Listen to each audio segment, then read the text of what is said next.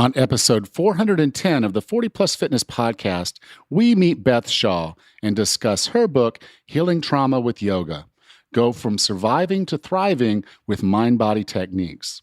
You can find the full show notes for this episode at 40plusfitnesspodcast.com/410. Have you decided you're ready to make a change? To reclaim your health and fitness? The 40 Plus Fitness Podcast is here for you. I'm your host, Alan Meisner. I'm an NSAM certified personal trainer with a specialization in corrective exercise and fitness nutrition. Let me be your coach as you find your way on your health and fitness journey. All right, let's go. Our guest today is the president and founder of Yoga Fit Training Systems. The leader in mind-body education, Yoga Fit has trained more than 200,000 fitness instructors on 6 continents. Today, we're going to talk about how yoga can be used to address trauma, both emotional and physical. With no further ado, here's Beth Shaw. So Beth, welcome to 40 Plus Fitness. Thank you very much, Alan. It's a pleasure to be here. You know, I was excited to get an opportunity. I haven't had anyone on to talk about yoga in quite some time. And, you know, most of the time when we're talking about it, we're getting into the strength aspects or the mobility aspects or the stress reduction aspects of it. But it was pretty cool to see that there's also some opportunity for us to use yoga in a therapeutic way around trauma. Yeah, it's a wonderful tool for anyone who needs to heal. And that's what I really got out of your book. And I guess, you know, I grew up and obviously I kind of went through your ACE tests and I'm like, yeah. So I'm going to say I scored better than 50% on your test, but I guess I tend to be maybe a little bit more resilient at some level. And that was what you kind of got into in the book, is that trauma doesn't affect everybody the same way. And so we all are kind of dealing with our own battle with trauma at some level. Yeah, we're all like snowflakes, whether it's physically, mentally, emotionally, psychologically. So we all handle things differently. But, you know, I think that it's common to the human condition for people to struggle. It is. It's kind of a core tenet of Buddhism, is that, you know, that's what life is really kind of about. And it's more about embracing that than running away from it. And yoga kind of gives you a tool to do just that. Yes, it does. It gives us the opportunity, not only to heal, but also to be the witness to our own process. Now, in the book, you shared something, it was called the ACE test that I spoke about a little earlier. Can you kind of go through this ACE test and what it does and some of the questions that you ask that would be asked in that test, so you know we can kind of figure out, you know, where do we lie on this and what are some of the things we may want to address as we go forward with using yoga as a therapy?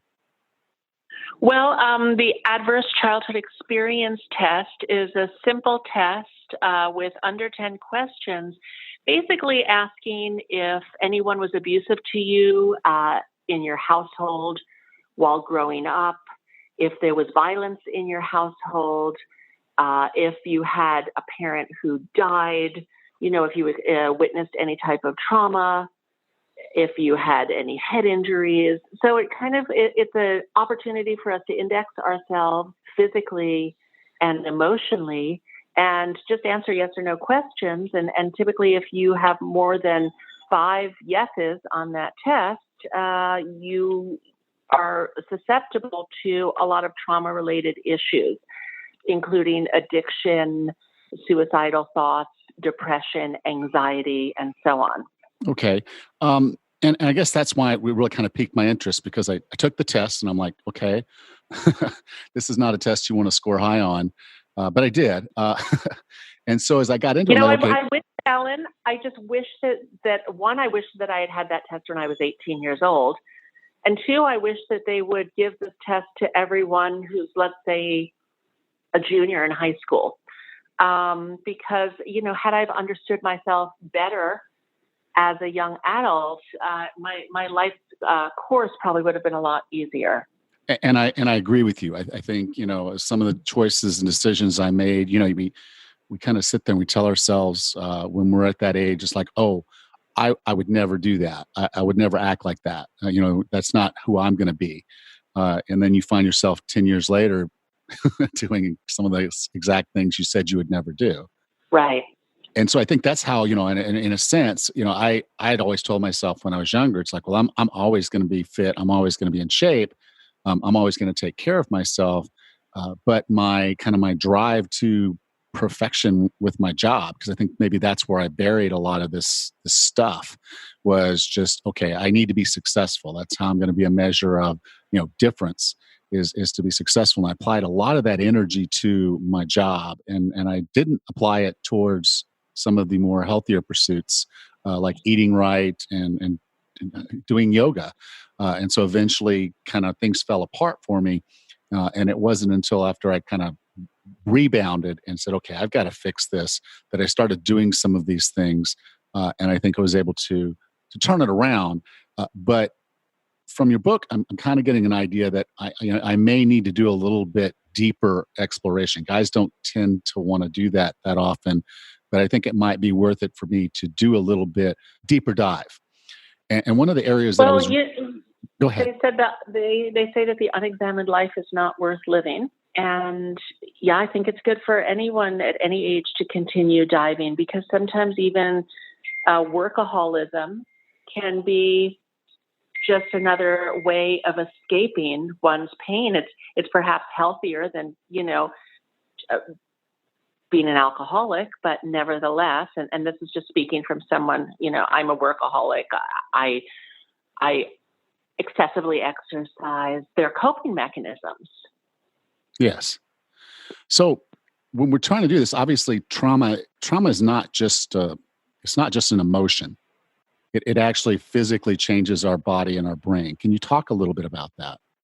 Yeah, trauma really does affect both our body and our brain. In terms of what it does to the brain, it overstimulates different parts of the brain, in particular the amygdala. And this is an almond-shaped mass located deep in the brain and is responsible for survival-related threat identification, as well as tagging memories with emotion. So after trauma, this part of the brain can become highly alert and activated, which makes us perceive threats everywhere and also can make us hypervigilant. Also, it affects our hippocampus and increases cortisol levels. And this, can cause a whole variety of problems, inflammation in the body, keeping the body and mind stimulated in a reaction mode constantly. And also our prefrontal cortex shrinks, and this is our decision-making part of the brain, so we're not always making the best decisions for ourselves. So there's lots of changes in the brain, and, your brain is really responsible for a lot of things. So it becomes problematic because of the very motor that's running us is not functioning properly. Yeah. Now, so obviously, as folks can go through the ACE test, is that something they could find online, or is it readily available? Yes, they can find it online. They just need to Google Adverse Childhood Experiences Test, and it will pop up. Okay. So if someone goes through that test, or they suspect, okay, there was some, or know that there was some trauma in their past because of various events that were that's still kind of there, how is yoga going to help them with this journey? Well, first of all, yoga in its very essence is calming and relaxing. It lowers blood pressure. It lowers the heart rate. It gives us a pause. So it's just going to kind of take you back to a more neutral place. It also gives you the opportunity to witness the body and the mind, so you can kind of see what's going on in your body. If you're, with repetitive practice, you'll be able to observe mental patterns that perhaps are not serving you. Perhaps you can then, if you're a more contemplative person, witness patterns in your life that aren't serving you, whether it's with relationships, friendships, job. And then also it helps our bodies produce GABA. And GABA is a calming agent produced by the brain. And when we're really stressed out, our GABA levels are really low. So yoga is actually one of the only, if not the only ways, other than if we take a GABA, supplement or pharmaceutical, which it strips you of your emotions, by the way. this is a great way to get GABA active in the body. Now, when you start talking about trauma, this is just one of the things that kind of hit me because you have some case studies in the book that are really, really good, and men and women, and some with PSTD and other things.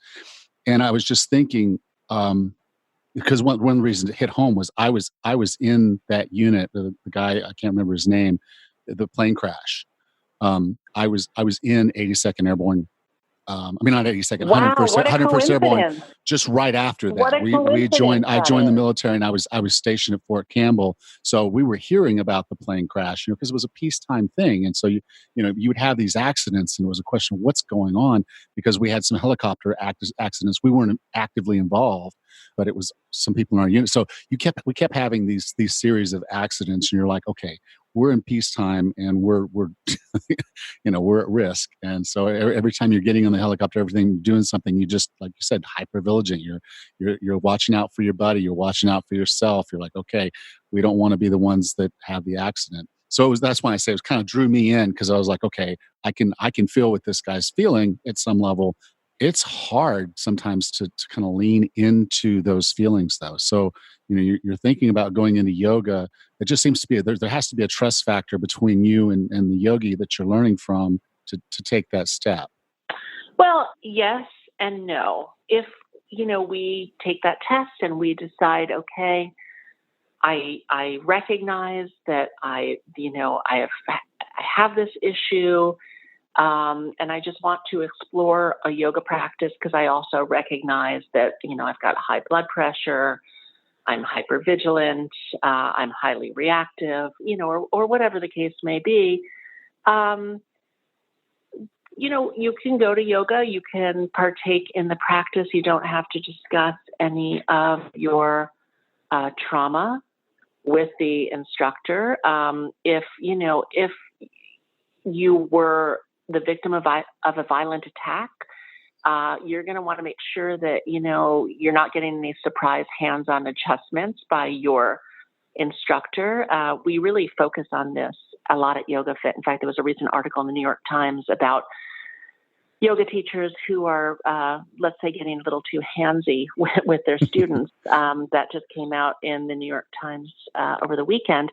But we teach our students at Yoga Fit to make sure that they tell students that they're going to make hands-on adjustments if they do, and give the student an opportunity to refuse. Because for people who have had physical or sexual trauma in their lives, the wrong touch at the wrong time can trigger them, be highly triggering. Yeah, I could see that. So as we talk about Yoga Fit, because you've trained hundreds of thousands of instructors. There's 7 steps of Yoga Fit. Could you kind of go through those to get us a little bit more familiar with the Yoga Fit? Well, the essence of Yoga Fit is breathing, feeling, listening to the body, letting go of judgment, expectation, and competition, and being present in the moment. And we encourage anybody who takes a Yoga Fit workshop, retreat, or training to really embody these principles in themselves, because yoga is a practice and it's a process, and it's not a one-time event, nor is it a one-size-fits-all proposition. So, allowing that to be our foundation. And when we practice too, we don't want to be competing with the person next to us or competing with the body that we had 10 years ago. We just want to show up for ourselves in that day. And just, when I practice, some days I have an injury, some days I'm tight. You just it's an opportunity to just be with what is and do a little inquiry into the body and see what's going on. As a hyper competitive person, I would still struggle a little bit. I think it would take me a long time of practicing to get comfortable with just not competing against myself. I'm not going to compete against anyone else, but I still do have this strong inclination in myself to just want to see if I can be a little bit better tomorrow. So I like the 7 steps. I think, the particularly when you're talking about breathing and just kind of being aware of yourself, I don't think we give ourselves enough of that on a day-to-day basis. But I do see that this is kind of a process that you'd have to practice for a while to really get comfortable. I would have to practice for a while to get comfortable with. Yeah, and it's everything's a practice in life usually. So just think that engaging in the process is very beneficial, whether it's your first time doing it or your 1,000th time doing it. It's just you're always going to get some benefits, and that's the beauty of it. Yeah, awesome. Now, I define wellness as being the healthiest, fittest, and happiest you can be. What are 3 strategies or tactics to get and stay well? Well, I believe listening to the body is very important. I believe in setting an intention and action plan, and then you have to follow your plan. And then lastly, be a little bit flexible. I really like those, especially the action part. So many people plan, and don't act. So thank you for that. If someone wanted to learn more about you, learn more about your book, Healing Trauma with Yoga, or about Yoga Fit, where would you like for me to send them? Well, Healing Trauma with Yoga, which is now out and available and shipping from warehouses everywhere and available in bookstores, also can be ordered off of Amazon or off of yogafit.com. If you're interested in a Yoga Fit workshop, conference, or training, we have over 50 different educational programs as we run over 1,000 trainings worldwide every year and 15 conferences across North America. They can go to yogafit.com. If you're interested in more health and wellness articles, anti-aging hacks, information on dealing with depression via supplementation, red light therapy, weighted blankets, and all the other alternative and not so alternative things that I'm up to, you can visit me at bethshaw.com. Great. You can go to 40plusfitnesspodcast.com/410, and I'll be sure to have all those links there. So, Beth, thank you so much for being a part of 40 Plus Fitness. Thank you. It was my pleasure, and I wish everyone a fit and peaceful day. Are you enjoying the podcast? Good. Now, if you would just do me one favor, go to 40plusfitnesspodcast.com/support. That's going to take you to our Patreon page. Now, Patreon's a really cool service that lets you support the podcast with very small donations. And for every new patron we get during the month of December, I'm going to do a special bonus episode during the first quarter of 2020. And in that, I'll make the special dedication just to you. So please go to 40plusfitnesspodcast.com/support and help keep 40 Plus Fitness charging on into 2020. Thank you. Next time on the 40 Plus Fitness podcast, I'm going to share my favorite health and fitness books. Until then, have a happy and healthy week.